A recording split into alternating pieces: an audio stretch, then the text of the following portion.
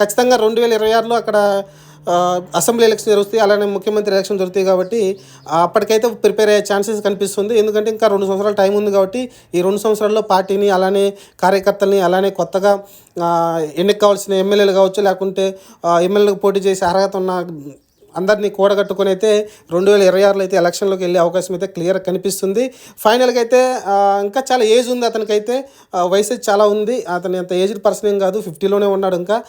మరి ఇది నార్మల్గా చెప్పాలంటే మన పవన్ కళ్యాణ్, మహేష్ బాబు వీళ్ళందరూ ఒకటే ఏజ్కి వస్తారు. అలానే మనకి తెలుగులో ఎంత పాపులరో పవన్ కళ్యాణ్, మహేష్ బాబు, అక్కడ ఈ విజయ్ కూడా అంత పాపులర్ ఉంటుంది. అలానే అతనంటే పడి చచ్చిపోయేంత ఫ్యాన్స్ అయితే అక్కడ ఉన్నారు.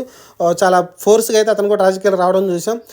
చూద్దాం మరి ఇక్కడ తెలుగులో అయితే మన పవన్ కళ్యాణ్ గారు పార్టీ పెట్టి, జనసేన పార్టీ పెట్టి ఎలా అయితే పోరాడుతున్నారో అక్కడ కూడా పార్టీ పెట్టి పోరాడే ప్రయత్నం అయితే చేయబోతున్నారని తెలుస్తుంది. మరి సినిమాలు కంటిన్యూషన్ చేస్తూ మరి రాజకీయంలో ఉంటారా, లేకుంటే